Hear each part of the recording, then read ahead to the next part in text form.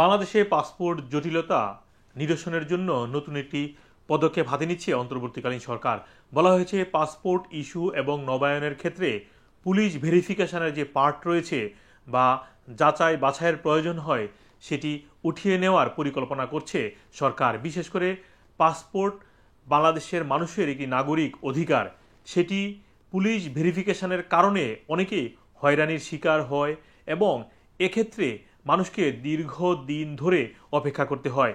এই কারণে পুলিশ ভেরিফিকেশনের যে অংশ রয়েছে সেটি উঠিয়ে নেওয়ার পরিকল্পনা হাতে নিয়েছে স্বরাষ্ট্র মন্ত্রণালয়।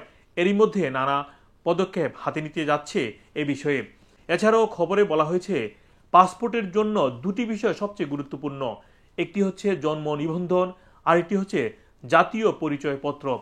এই দুটি জিনিস থাকলেই পাসপোর্ট পেতে কোনো বাধা থাকবে না, কারণ পাসপোর্ট একটি নাগরিক অধিকার। এক্ষেত্রে ইংল্যান্ডের উদাহরণ দেওয়া হয়েছে। তারা বলেছে ইংল্যান্ডের বা ব্রিটিশ নাগরিক যারা, তারা যদি পাসপোর্টের জন্য আবেদন করেন সরাসরি পোস্ট অফিসে সেটি চলে আসে, তাতে কোনো জটিলতা থাকে না।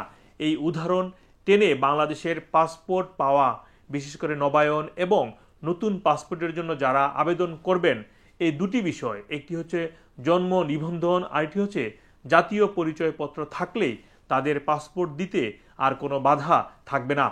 খবরে বলা হয়েছে গত কয়েকদিন ধরেই বাংলাদেশের উপদেষ্টা মণ্ডলীর একটি সভায় এই বিষয়ে কথা বলেন এবং বলা হয়েছে যে এর পর থেকে স্বরাষ্ট্র মন্ত্রণালয় এটি নিয়ে কাজ শুরু করেছে এবং উপদেষ্টা মণ্ডলীর সভায় একমত হয়েছেন বিশেষ করে পুলিশ ভেরিফিকেশনের যে পার্ট সেটি উঠিয়ে নেওয়ার জন্য।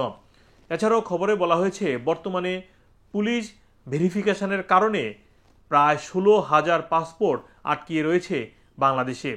তবে সবচেয়ে বেশি ক্ষতিগ্রস্ত হয় যারা প্রবাসী রয়েছেন। এর আগেও আমরা দেখেছি যারা যুক্তরাজ্য প্রবাসী বা আয়ারল্যান্ড প্রবাসী অনেকেই পাসপোর্টের আবেদন করেছেন, কিন্তু পুলিশ ভেরিফিকেশনের কারণে প্রায় অনেককে 6 থেকে 1 বৎসর পর্যন্ত অপেক্ষা করতে হয়। তাই এই পুলিশ ভেরিফিকেশন যদি উঠিয়ে দেওয়া হয় সেক্ষেত্রে অনেকটাই সহজ হবে এবং এ সংক্রান্ত একটি প্রজ্ঞাপন শীঘ্রই জারি হতে পারে বাংলাদেশে। এসব বিষয়ে বাংলাদেশের কয়েকটি গণমাধ্যম খবর প্রকাশ করেছে।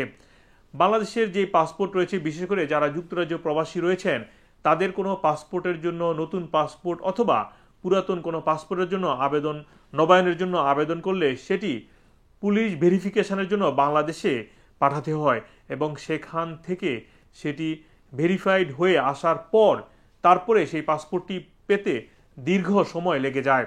তাই সরকারের, অন্তর্বর্তীকালীন সরকারের এই নতুন সিদ্ধান্তে অনেকটাই সহজ হবে বাংলাদেশি পাসপোর্ট পেতে। মোহাম্মদ আব্দুল হান্নান, 2A নিউজ, যুক্তরাজ্য।